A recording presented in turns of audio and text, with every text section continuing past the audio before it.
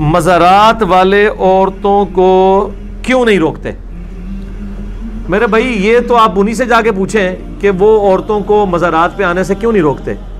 خود امام رضا بریلوی صاحب نے ایک کتاب لکھی ہے جس پہ انہوں نے لکھا ہے کہ عورتوں کی قبروں پہ حاضری حرام ہے، حالانکہ ہم نے صحیح الاسناد احادیث سے ثابت کی ہے۔ آپ یوٹیوب پہ جا کے لکھیں عورتوں کی قبروں پہ حاضری، صحیح مسلم سے میں نے احادیث ثابت کی ہیں کہ عورتیں بھی قبروں پہ جائیں گی اور انہوں نے بھی درس عبرت حاصل کرنا ہے۔ البتہ ترمذی میں، ابو داؤد میں ایک حدیث ہے کہ جو کثرت کے ساتھ عورتیں قبرستان جاتی ہیں ان پہ اللہ کے نبی کی لعنت ہے۔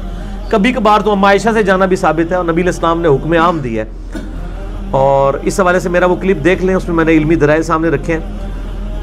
عرب علماء اور یہاں پہ امام رضا بریلوی صاحب یہ اس ایک عجیب و غریب بات پہ متفق ہو گئے ہیں کہ یہ عورت قبر پہ نہیں جا سکتی، عورت قبرستان جا سکتی ہے، البتہ کثرت کے ساتھ نہ جائے۔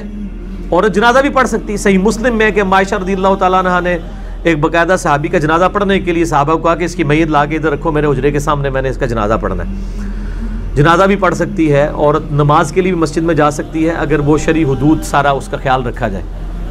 تو مزارات پہ جو عورتیں جا رہی ہیں یہ تو کسی کے نزدیک بھی جائز نہیں ہے، ایون امام بریلوی صاحب کے نزدیک تو قبر پہ عورت نہیں جا سکتی۔ اب یہ جو لوگ عورتیں مزارات کے اوپر لے کے جا رہے ہیں یہ ان کو خود عقل کرنی چاہیے، اور اس میں ظاہر ہے کہ جو مزارات کے اوپر لوگ بیٹھے ہوئے ہیں متولی، ان کی ذمہ داری ہے کہ وہ ان کو روکیں۔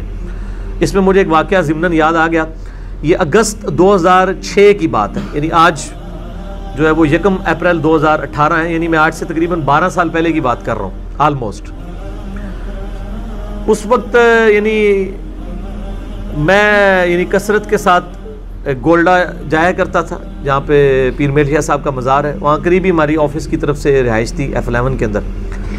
تو ایک دفعہ میں ان کے مفتی صاحب سے ملا، اور میں اس وقت بریلوی ہونے کے باوجود مزارات پہ عورتوں کی حاضری کا مخالف تھا، کیونکہ امام رضا بریلوی صاحب نے باقاعدہ یہ چیزیں لکھی ہوئی ہیں۔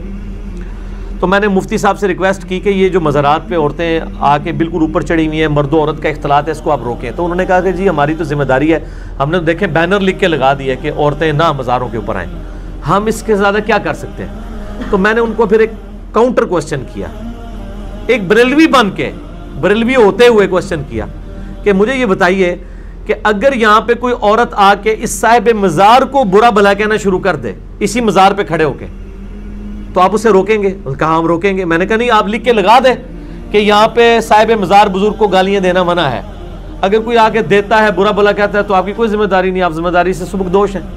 کہتے ہیں نہیں ایسا تو نہیں ہوگا۔ تو میں نے کہا جو اللہ کو گالیاں دے رہے ہیں آ کے،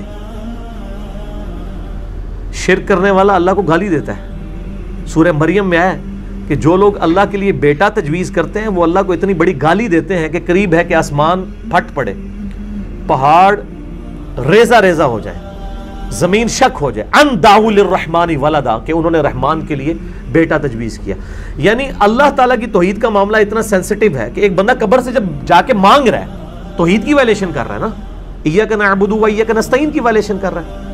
آپ کے جذبات اللہ کے بارے میں نہیں بھڑکتے، اپنے بزرگوں کے بارے میں بھڑکتے ہیں۔